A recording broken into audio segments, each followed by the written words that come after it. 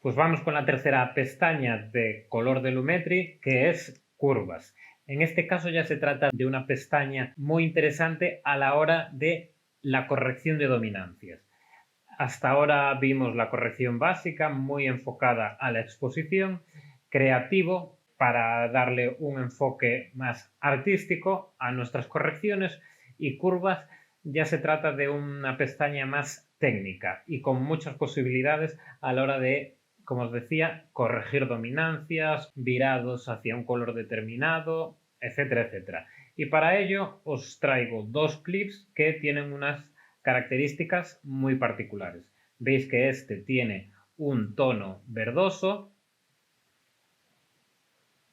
mientras que este tiene un tono rojizo. Bien, pues vamos a ver qué podemos hacer con ellos a la vez que aprendemos a utilizar esta pestaña. Lo primero que ocurre cuando la abrimos es que está dividida en dos partes. Por un lado, curvas RGB y por otro lado, curvas de matiz y saturación. Parece muy escueta, muy simple, ¿vale? Pero como os decía, es bastante compleja.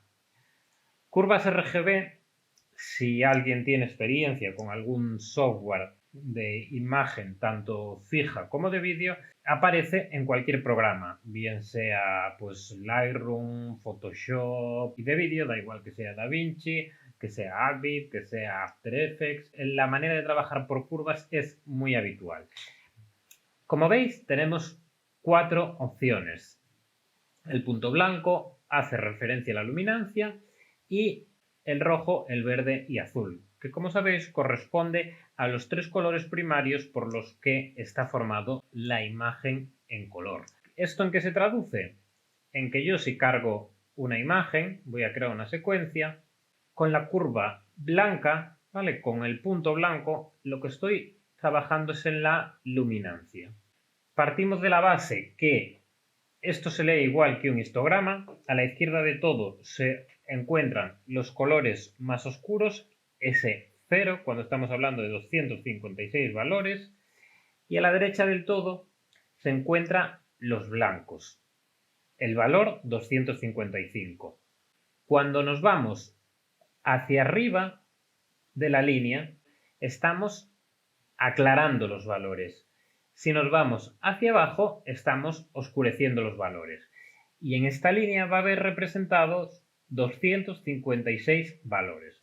Yo, si cojo el color blanco y me lo llevo hacia abajo, estoy oscureciendo los tonos blancos. ¿Qué ocurre? Que a la vez arrastro el resto de valores que hay en la línea. Ocurre lo mismo con el negro. Yo, este valor negro, si lo llevo hacia arriba, como os dije, lo estoy aclarando. Pero como veis, arrastro el resto de puntos que hay en la línea. ¿Cuál es la manera de trabajar? Trabajar como si fuese una curva. Y para trabajar como si fuese una curva, tengo que crear puntos nuevos. En mitad de la línea van a estar los grises, como sabemos. Entonces yo, si con la pluma que aparece por defecto hago un punto y tiro o bien hacia arriba o bien hacia abajo, estoy variando esos grises medios, pero a la vez se genera una curva que afecta a todos los niveles salvo al negro y al blanco, que se mantienen en la misma posición.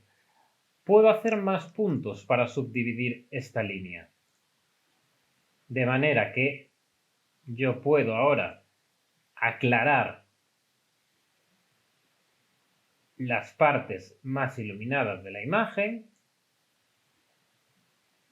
y aclarar las sombras de la imagen habiendo oscurecido los tonos medios. Como veis, me estoy cargando la imagen por completo.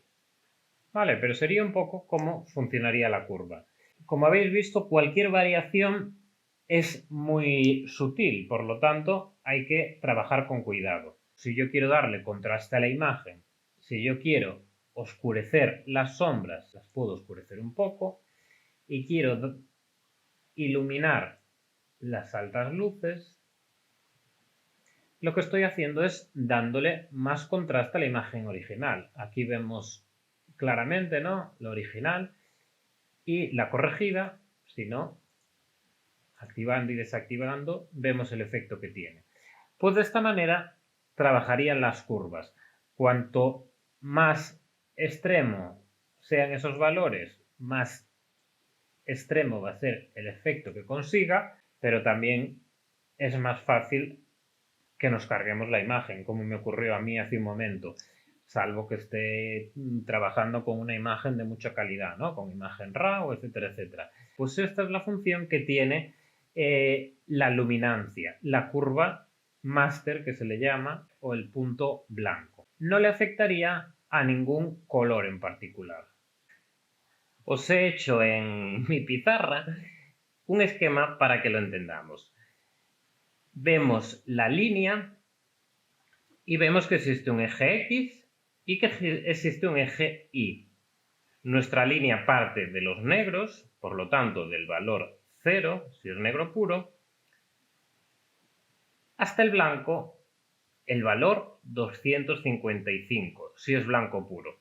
Si fuese una imagen que está poco contrastada, pues no llegaría ni al blanco ni al negro y haría algo así. Bien, ¿qué ocurre si nosotros queremos un valor que está sobre el 25% de gris oscuro en las sombras? Aclararlo. Lo subiremos, pues por ejemplo, hasta este 50%, que serían los grises medios. Fijaros que subo en dirección al blanco. ¿Y cómo sé que es un gris oscuro, que es la zona de las sombras? Porque está en ese 25% entre el 0 y el 255 en el eje X. Por ejemplo, esto sería la zona de los resaltados, de las altas luces, las zonas claras de la imagen sin llegar a ser blanco. Si quiero transformar unas altas luces en un gris medio, la arrastraría hasta el 50%. ¿Para qué me sirven los puntos rojos, verde y azul? Pues como habréis adivinado, para trabajar solo sobre ese color. Entonces, ¿qué ocurre? Que yo, si genero un punto en el medio de la recta y lo llevo hacia arriba, estoy añadiéndole rojo a los tonos medios.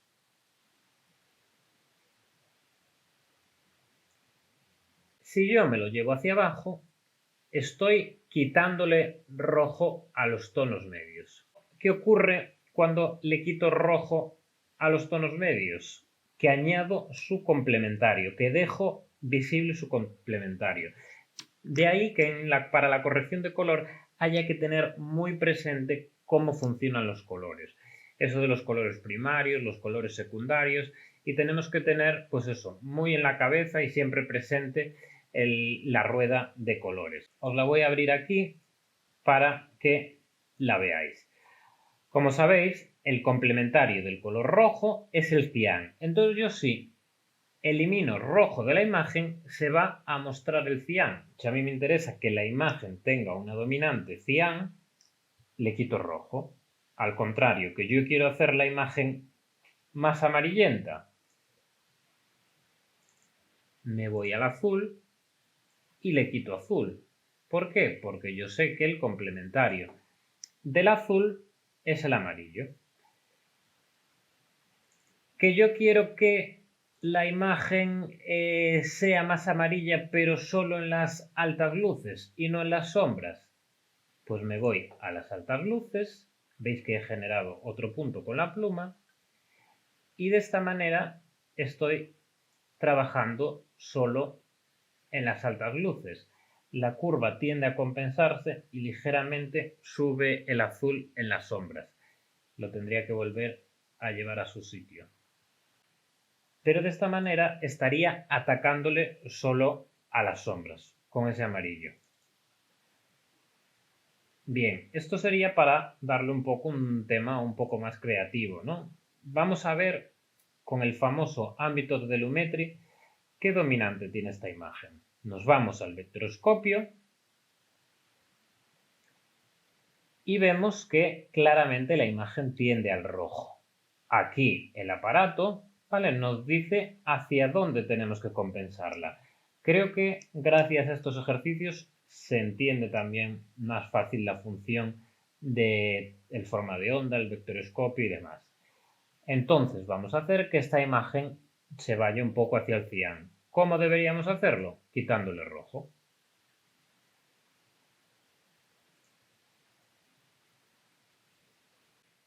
Es verdad que la imagen tiende a tener un tono más azulado, pero es que probablemente se grabó por la mañana, temprano, un día de invierno, etcétera, etcétera, y a lo mejor es más natural que tienda hacia ahí. Si vemos que es muy extremo, lo corregimos. Si tenemos dudas, también podemos abrir el forma de onda o la exposición, pero no el de luminancia, sino el RGB. Vemos que están bastante igualados los colores.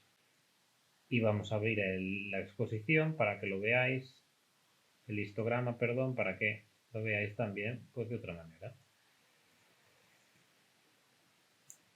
En el histograma vemos cómo el rojo es el que llega al 255.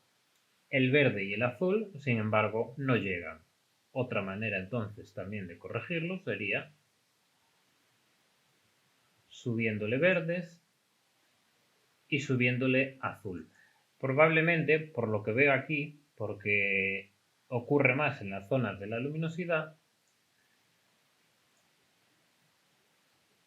voy a darle más en esta zona que en todo, por igual. Aquí me faltó darle un punto.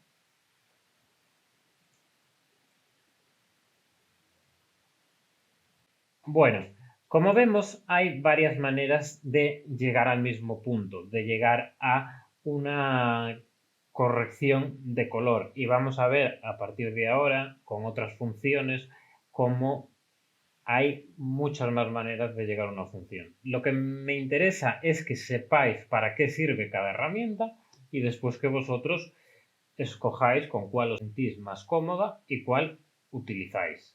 Esto que hemos visto ha sido referido a la pestaña de curvas RGB.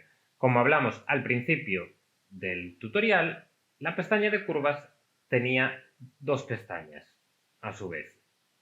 La otra sería curvas de matiz y saturación, que en realidad afecta al tono, a la saturación, a la luminancia, tiene muchas opciones. Vamos a empezar por tono y saturación. Voy a hacerla un poco más grande porque para trabajar con precisión hace falta tener bastante espacio aquí.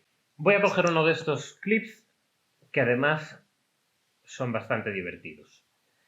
Por ejemplo, vemos que es una imagen muy lavada, una vez más. El contraste va a ser poco, pero vamos a limitarnos al color ahora. Por ejemplo, quiero saturar los amarillos y los rosas. Pues yo lo que voy a hacer es seleccionar un tono. Puedo irme directamente aquí al amarillo, porque veo claramente que es amarillo. No siempre tengo que usar la pipeta, pero bueno, para que lo expliquemos.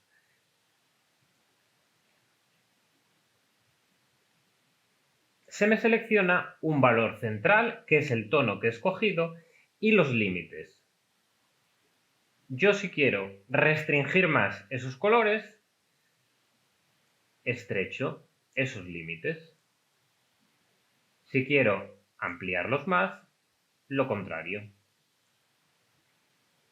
Hacia arriba, saturo, es decir, eje Y, saturación, eje X, tono, escojo el color. Hacia abajo, desaturo. Puede que lo que quiera es lo contrario, desaturar algún tono. No me gustan las barandillas amarillas porque no pegan con lo que sea, ¿vale? Y yo lo que quiero es que se aprecien lo menos posible, que pasen más desapercibidas. Voy a desaturarlo un poco sin dejarlo en blanco y negro, pero sin embargo mi caballito rosa quiero saturarlo. Imaginaos que, como en este caso, que es muy pequeño lo que voy a seleccionar, puedo hacer aquí zoom, ¿vale? Para coger con precisión el tono que quiero. Voy a hacer control Z porque ya había hecho una selección anterior. Bien, vuelvo a ver toda la pantalla. Lo voy a mover aquí para tener más control de ese tono. Tenemos una vez más un punto central y los límites. Vemos que conseguimos saturar el caballo. Vale, se me ha borrado el valor del amarillo. Bien, ¿qué ocurre? Que a la vez que saturo el caballo, existe rojos en otras zonas, por ejemplo en el árbol. Si esto lo quiero eliminar, tengo que o bien restringir la selección, y en el caso de que esto no funcione, parece que es más bien por el otro lado, en el caso de que esto no funcione, que aquí parece que sí que funciona, ¿vale? Resulta que lo que hay en el árbol deben ser naranjas. Naranjas me refiero a color naranja, no frutos. En el caso que esto no funcione, ya no tendríamos que ir a las máscaras para que afecte solo a una zona de la imagen. Bueno, pues vemos cómo toda la imagen, ¿vale? El caballito lo hemos conseguido saturar, desaturando la barandilla. Bien, pues para esto nos sirve la pestaña de tono y saturación. Vamos a irnos a la de tono y tono. Vaya nombre más raro tiene, ¿no? ¿Para qué me sirve? Para cambiar un color de la imagen. Yo selecciono un tono, vamos a probar otra vez con el amarillo, y fijaos lo que consigo. Yo quiero que esto, en vez de ser amarillo, sea rojo, por ejemplo. Una vez que selecciono, veis que se me vuelve a desplegar el espectro. Pues ahí me voy hacia los rojos. ¿Qué ocurre? Lo que decíamos antes. No solo le va a afectar al amarillo de las barandillas que yo quería tocar, sino que estos árboles que tienen un verde amarillento también les va a afectar. Voy a probar a restringir, como dije, un verde amarillento, voy a probar por aquí. Pues sigue afectándole, voy a probar por aquí. Le sigue afectando, ya estoy quitando amarillos de la barandilla, por lo tanto no va a quedar bien, y los árboles siguen afectados. Entonces ahí ya tendría que ir a lo que hablamos antes de trabajar por capas. Vamos a volver atrás.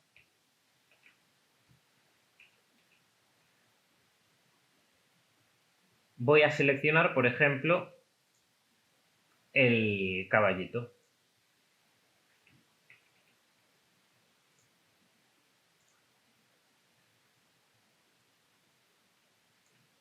Y en vez de rojo quiero que sea verde. Más fácil. ¿Vale? ¿Por qué? Porque no hay tantos rojos en la imagen como ocurría con el amarillo. Para hacerlo con el amarillo, entonces ya tendríamos que hacer eso, como os decía, unas máscaras en las que excluyamos estos árboles. Hemos visto cómo en un solo paso hemos conseguido cambiarle el tono a un objeto.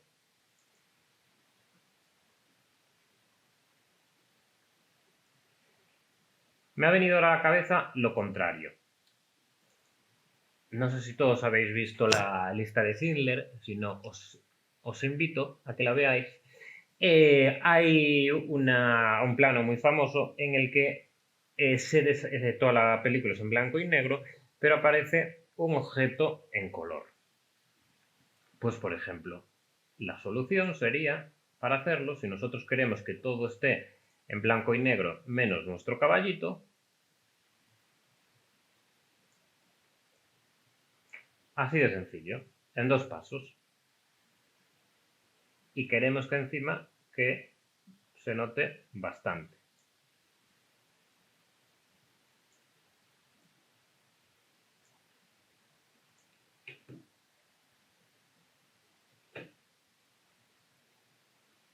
Y encima quiero que mi caballito, aparte de saturarlo,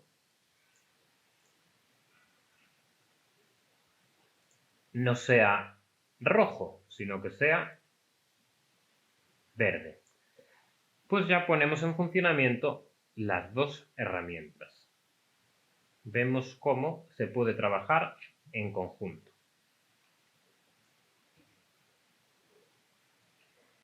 Bueno, pues vamos a tono y luminancia, que estoy seguro que ya adivináis cómo funciona. Voy a coger este otro clip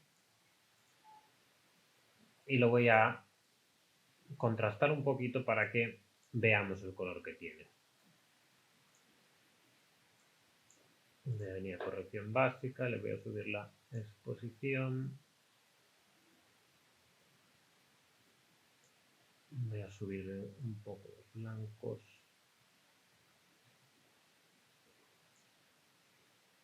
Bueno, algo así. Voy a saturarlo un poco.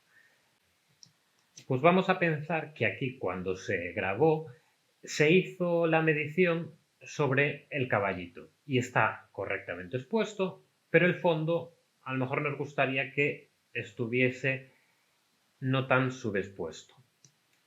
Entonces, una opción que tenemos es seleccionar el tono del fondo, que es diferente del caballo, y subir la luminancia, porque lo que estamos haciendo, como sabemos, es seleccionar un tono concreto y podemos bajar o subir la luminancia.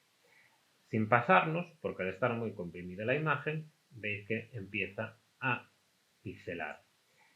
De esta manera podríamos controlar la luminancia de un tono concreto o un rango de tonos que seleccionemos por medio de la pluma.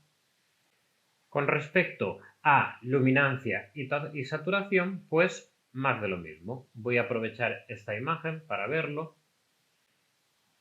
Y lo que vamos a hacer es seleccionar el charco, que son esas zonas que están más iluminadas. Probablemente no sea lo suficientemente amplia la selección, pero vamos a probar. Voy, por ejemplo, quiero que estén más coloridas, que sean más rojizas. Voy a ampliar la selección.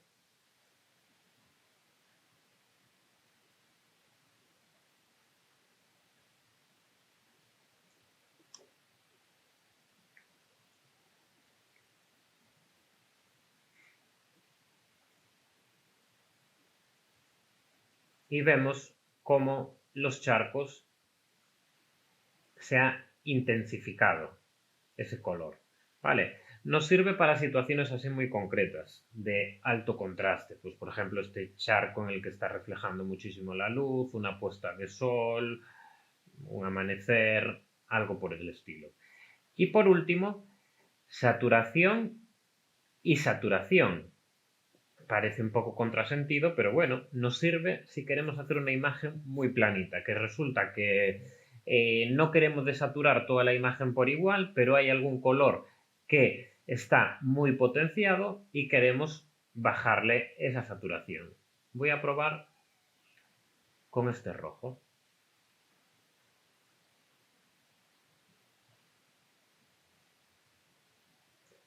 Creo que se aprecia.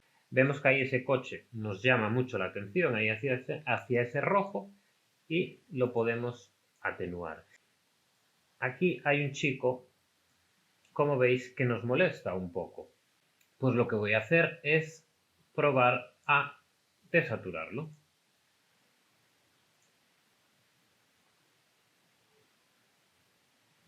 No le estoy cambiando el color, porque si le cambio el color Bueno, pues podría, ¿no? Pues ponerle un verde, un color que sea menos llamativo, pero sería otra manera. Lo que estoy haciendo es que sea menos cantoso. Sigue siendo bastante, ¿vale? Pero comparado con la imagen original, se aprecia la diferencia. Lo mismo que quiero ampliar los rangos, pues los puedo ampliar. ¿Vale? Tengo que tener cuidado, ¿vale? Porque aquí me estaba yendo ya al caballito. ¿Vale? Por eso está bien también tener como referencia la imagen anterior. Fijaos en la diferencia.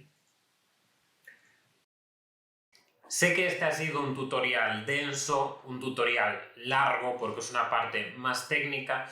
Lo que os pido es que entendáis las herramientas. Si no os ha quedado algo claro, que lo volváis a ver, que para eso está en YouTube y lo podéis ver todas las veces que queráis.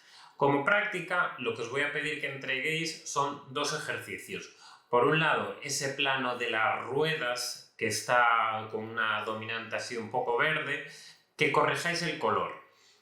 Y por otro lado, el del caballito, tal y como lo he hecho yo, desaturando todos los colores y cambiando el color del caballito.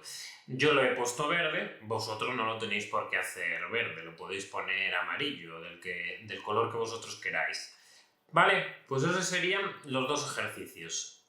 El plano de las ruedas, corregirlo y desaturar y cambiar el color de un elemento del plano.